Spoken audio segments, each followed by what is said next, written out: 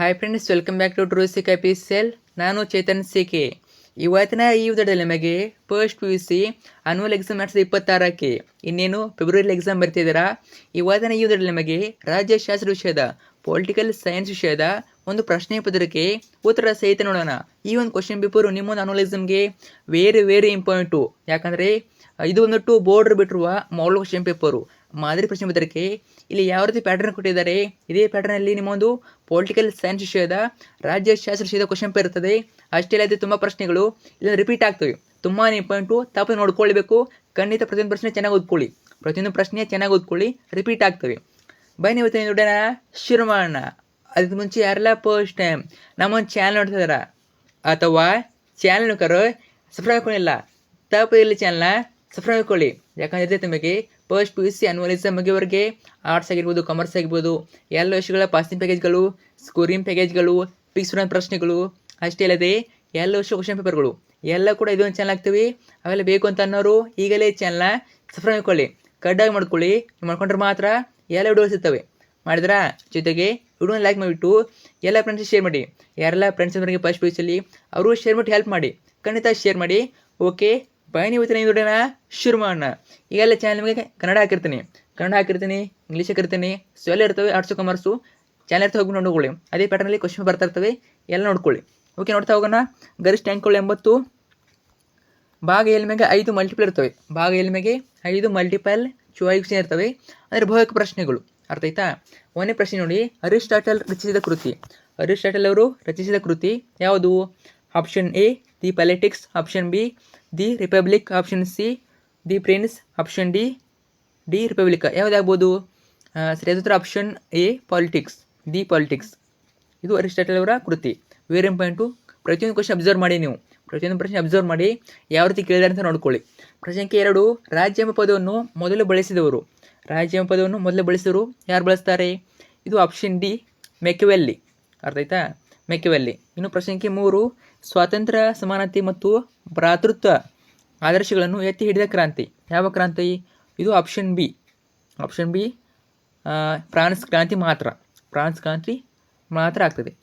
ನೋಡಿ, ಈ ರೀತಿ ಕ್ವಶನ್ ಕೊಡ್ತಾರೆ, ಒಂದು ಚೆನ್ನಾಗಿ ನೋಡ್ಕೊಳ್ಳಿ. ಕ್ವಶನ್ ಈ ರೀತಿ ಕೊಡ್ತಾರೆ 1 ಮಾರ್ಕ್ಸ್ಗೆ. ಇನ್ನು ಕ್ವಶನ್ 4, ಫೆಡರೇಷನ್ನ ಮೂಲ ಪದ ಕೇಳಿದರೆ ಇದು ಕೂಡ ಕ್ವಶನ್ ಇಂಪಾರ್ಟೆಂಟು. ಮೂಲ ಪದಗಳನ್ನು ಕೇಳ್ತಾ ಇರ್ತಾರೆ. ಇಲ್ಲಿ ಯಾವುದು ಕೇಳಿದರೆ ಫೆಡರೇಷನ್ನ ಮೂಲ ಪದ. 4 ಆಪ್ಷನ್ ಕೊಟ್ಟಿದ್ದಾರೆ, ABCD ಯಾವುದಾಗ್ಬೋದು? 4ನೇ ಪ್ರಶ್ನೆಗೆ ಉತ್ತರ ಆಪ್ಷನ್ ಬಿ ಆಗ್ತದೆ. ಆಪ್ಷನ್ ಬಿ ಸರಿಯಾದ ಉತ್ತರ. ಇನ್ನು ಕ್ವಶನ್ 5, ಕೆಳಗಿನ ಚಿತ್ರವನ್ನು ಗುರುತಿಸಿ ಮತ್ತು ಸರಿಯಾದ ಉತ್ತರವನ್ನು ಸೂಚಿಸಿ. ಈ ರೀತಿ ಒಂದು ಚಿತ್ರ ಕೊಡ್ತಾರೆ. ಈ ಚಿತ್ರ ಏನು ಹೇಳ್ತದೆ ಬರೀಬೇಕು. ಇದೇನು ಸರ್ವೋಚ್ಚ ನ್ಯಾಯಾಲಯ, ಉಚ್ಚ ನ್ಯಾಯಾಲಯ, ಕೌಟುಂಬಿಕ ನ್ಯಾಯಾಲಯ, ಕಂದಾಯ ನ್ಯಾಯಾಲಯ? ನಿಮಗೆಲ್ಲ ಗೊತ್ತಿರುವಾಗ ಇದು ಆಪ್ಷನ್ ಎ ಸರ್ವೋಚ್ಚ ನ್ಯಾಯಾಲಯ. ಅರ್ಥ ಆಯ್ತಾ? ಒಂದು ಚಿತ್ರ ಕೊಡ್ತಾರೆ, ಆಲ್ಮೋಸ್ಟ್ ನಿಮ್ಗೆ ಗೊತ್ತಿರ್ತದೆ, ಟಿವಿಯಲ್ಲಿ ನೋಡಿರ್ತೀರಾ. ಇದು ಸರ್ವೋಚ್ಚ ನ್ಯಾಯಾಲಯ. ನಂತರ ಸೆಕೆಂಡ್ ಮೇನು, ಕೆಳಗಿನ ಪ್ರಶ್ನೆಗಳಿಗೆ ಖಾಲಿ ಬಿಟ್ಟ ಸ್ಥಳ ಭರ್ತಿ ಮಾಡಿ. ಟೋಟಲಾಗಿ 5 ಮಾರ್ಕ್ಸಿಗೆ ಕೇಳ್ತಾರೆ. ಬಿಟ್ಟ ಸ್ಥಳ ಪ್ರಶ್ನೆಗಳು ಬ್ರಾಕೆಟಲ್ಲಿ ಉತ್ತರ ಇರ್ತವೆ. ನೀವು ಸರಿಯಾದ ಉತ್ತರ ಆರಿಸಿಬಿಟ್ಟು ಬರಿಬೇಕು. ಪ್ರಶ್ನೆ 6, ಡ್ಯಾಶ್ ಅವರು ಹೇಳಿದಂತೆ ಒಂದು ರಾಜ್ಯದ ಜನಸಂಖ್ಯೆ 10,000. ಏನು ಯಾರು ಹೇಳಿದ್ರೆ ಇದನ್ನ? ಇದು ರೂಲ್ಸ್ ಅವರು ಹೇಳಿದಂತೆ ಒಂದು ರಾಜ್ಯದ ಜನಸಂಖ್ಯೆ 10,000. ಪ್ರಶ್ನೆ 7, ಡ್ಯಾಶ್ ಎಂಬುದು ಸ್ವಾತಂತ್ರ್ಯದ ಮೂಲ ಪದವಾಗಿದೆ. ಏನು ಸ್ವಾತಂತ್ರ್ಯದ ಮೂಲ ಪದ? ಸ್ವಾತಂತ್ರ್ಯದ ಮೂಲ ಪದ ಕೇಳಿದರೆ ಯಾವುದಾಗ್ಬೋದು? ಲೀಬರ್ ಎಂಬುದು ಸ್ವಾತಂತ್ರ್ಯದ ಮೂಲ ಪದವಾಗಿದೆ. ಪ್ರಶ್ನೆ 8, ಅಲಿಖಿತ ಸಂವಿಧಾನಕ್ಕೆ ಒಂದು ಉತ್ತಮ ಉದಾಹರಣೆ.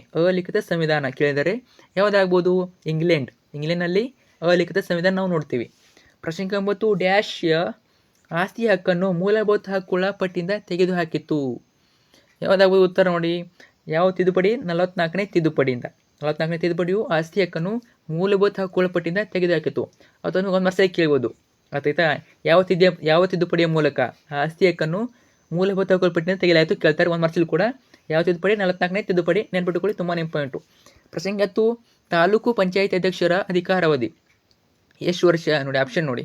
ಒಂದೇ ಆಪ್ಷನ್ ಇದೆ, ಯಾವುದು? 30 ತಿಂಗಳು ತಾಲೂಕು ಪಂಚಾಯತಿ ಅಧ್ಯಕ್ಷರ ಅಧಿಕಾರಾವಧಿ ಆಗಿರ್ತದೆ. ನಂತರ 3ನೇ ಮೇನು, ಹೊಂದಿಸಿ ಬರೆಯಿರಿ. ಟೋಟಲಾಗಿ 5 ಮಾರ್ಕ್ಸಿಗೆ ಕೇಳ್ತಾರೆ. 5 ಅಂಕಕ್ಕೆ ಪ್ರತಿಯೊಂದಕ್ಕೂ 1 ಅಂಕ. ಹನ್ನೊಂದು ಪ್ರಶ್ನೆ, ಪ್ರಾಯೋಗಿಕ ಅಧ್ಯಯನ ಏನಾಗ್ತದೆ? ಇದು ಪ್ರಾಯೋಗಿಕ ಅಧ್ಯಯನದು ಲಾಸ್ಟನ್ನು ವಿಜ್ಞಾನದ ಒಂದು ಲಕ್ಷಣ. ಬಿ ಸುಗ್ರೀವಾಜ್ಞೆ ಏನಾಗ್ಬೋದು? ಇದು ಫಸ್ಟನ್ನು ರಾಷ್ಟ್ರಪತಿ ಹೊರಡಿಸ್ತಾರೆ. ಸುಗ್ರೀವಾಜ್ಞೆ ಯಾರು ಹೊರಡಿಸ್ತಾರೆ? ರಾಷ್ಟ್ರಪತಿಯವರು ಹೊರಡಿಸ್ತಾರೆ. ಇನ್ನು ಸಿ ಪುರಾತನ ನಿರಂಕುಶತ್ವ ಏನಾಗ್ಬೋದು ಇದು ಸಿ ಸೆಕೆಂಡ್ ಒನ್ ತಾತ್ಕಾಲಿಕ ಸರ್ಕಾರಿ ವ್ಯವಸ್ಥೆ. ಇನ್ನು ಡಿ ಪಿ ಐ ಎಲ್ ಏನಾಗ್ಬೋದು ಐದನೇದು ಸಾರ್ವಜನಿಕ ಹಿತಾಸಕ್ತಿಯ ಮೊಕದ್ದಮೆ. ಇನ್ನು ಈ ಜಿಲ್ಲಾ ಪಂಚಾಯಿತಿಯ ಆಡಳಿತಾಧಿಕಾರಿ ಏನಾಗ್ಬೋದು ಇದು ಜಿಲ್ಲಾ ಪಂಚಾಯಿತಿ ಆಡಳಿತ ಅಧಿಕಾರಿ. ಇದು ಇನ್ಯಾವುದು ಓದಿದೆ ಥರ್ಡ್ ಒನ್ನು ಮುಖ್ಯ ಕಾರ್ಯನಿರ್ವಹಣಾ ಅಧಿಕಾರಿ. ನಂತರ ಫೋರ್ತ್ನೂ ಕೆಳಗಿನ ಪ್ರಶ್ನೆಗಳಿಗೆ ಒಂದೊಂದು ವಾಕ್ಯ ಉತ್ತರಿಸಿ. ಒಂದೊಂದು 5 ಪ್ರಶ್ನೆ ಇರ್ತದೆ, ಟೋಟಲಾಗಿ 5 ಅಂಕ, ಪ್ರತಿಯೊಂದಕ್ಕೂ 1 ಅಂಕ. ಅರ್ಥ ಆಯ್ತಾ? ಟೋಟಲಾಗಿ 5 ಮಾರ್ಕ್ಸು. 12ನೇ ಪ್ರಶ್ನೆ ನೋಡಿ, ಪ್ರತ್ಯಕ್ಷ ಪ್ರಜಾಪ್ರಭುತ್ವದ ಅರ್ಥವನ್ನು ನೀಡಿ. ಪ್ರತ್ಯಕ್ಷ ಪ್ರಜಾಪ್ರಭುತ್ವದ ಅರ್ಥ ಏನಾಗ್ಬೋದು? ಪ್ರತ್ಯಕ್ಷ ಪ್ರಜಾಪ್ರಭುತ್ವ ಅಂದರೆ ಏನು, ಅರ್ಥ ಏನು?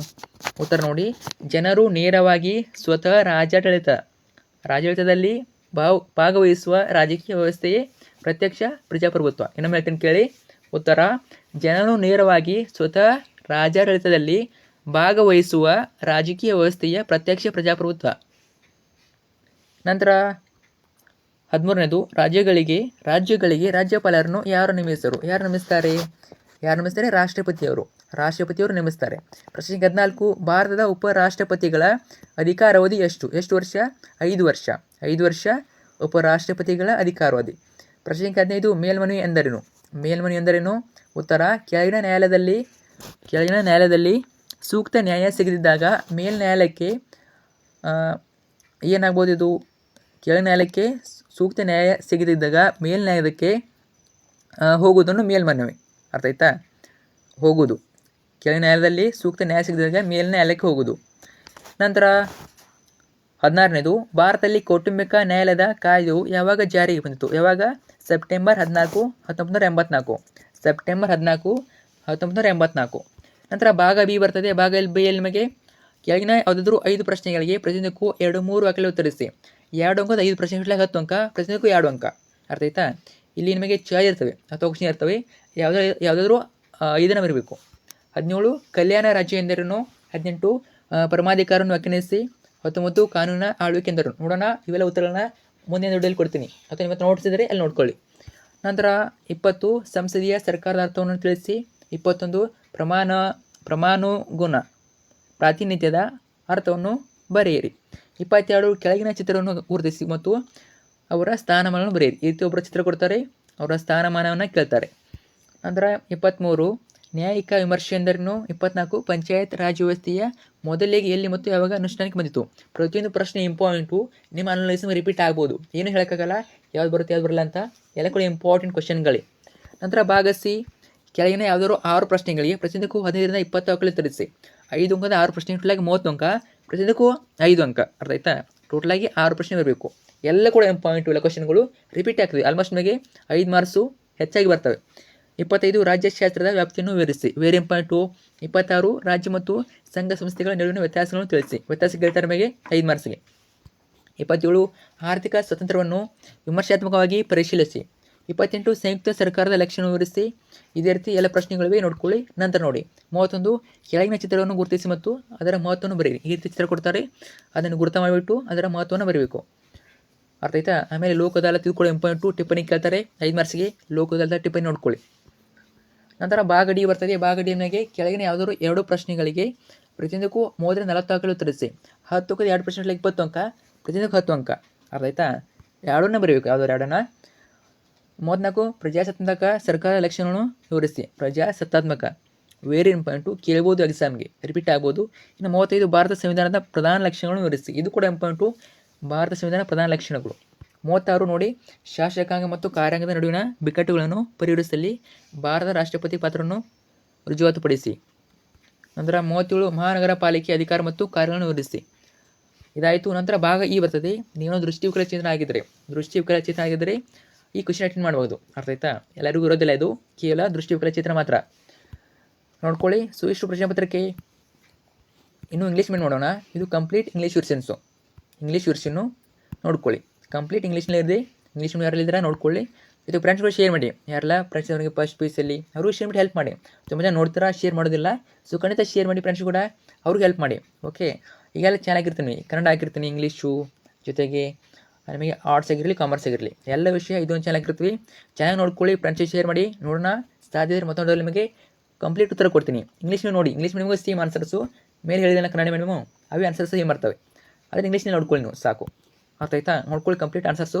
ಫ್ರೆಂಡ್ಸ್ಗಳು ಶೇರ್ ಮಾಡಿ, ಚಾನಲ್ ಪ್ರತಿಯೊಂದು ಇರ್ತವೆ ನೋಡೋಣ. ನಿಮಗೆ ಕಮೆಂಟ್ ಮಾಡಿ, ಜೊತೆ ಕಮೆಂಟ್ ಮಾಡಿ ನಿಮ್ಮ ಎಕ್ಸಾಮ್ ಯಾವಾಗೆಲ್ಲ ಇದೆ, ನಿಮ್ಮ ಕಾಲೇಜಲ್ಲಿ ಟೈಮ್ ಟೇಬಲ್ ಇವಾಗಿದೆ ಎಕ್ಸಾಮು, ಯಾವ ಡೇಟಿಗೆ ಯಾವ ಎಕ್ಸಾಮ್ ಇದೆ ಕಮೆಂಟ್ ಮಾಡಿ. ಅದರ ಪ್ರಕಾರ ನಮಗೆ ಕ್ವಶನ್ ಪೇಪರ್ನ ಹಾಕ್ತೀನಿ. ಯಾವ ಡೇಟಿಗೆ ಯಾವ ಎಕ್ಸಾಮ್ ಇದೆ ಕಮೆಂಟ್ ಮಾಡಿ. ಯಾಕಂದರೆ ಪ್ರತಿಯೊಂದು ಕಾಲೇಜಲ್ಲಿ ಬೇರೆ ಬೇರೆ ಟೈಮ್ ಕೊಟ್ಟಿರ್ತಾರೆ. ಅರ್ಥ ಆಯ್ತಾ? ಪ್ರತಿಯೊಂದು ಕಾಲೇಜಲ್ಲಿ ಬೇರೆ ಇರ್ತದೆ. ನೀವು ಕಮೆಂಟ್ ಮಾಡಿದರೆ ಗೊತ್ತಾಗ್ತದೆ. ಕಮೆಂಟ್ ಮಾಡಿ, ಜಸ್ಟ್ ಕಮೆಂಟ್ ಮಾಡಿ, ಡೇಟ್ ಕಮೆಂಟ್ ಮಾಡಿ, ಜೊತೆಗೆ ಸಬ್ಜೆಕ್ಟ್ನ ಕಮೆಂಟ್ ಮಾಡಿ. ಫ್ರೆಂಡ್ಸ್ ಶೇರ್ ಮಾಡಿ. Thank you so much.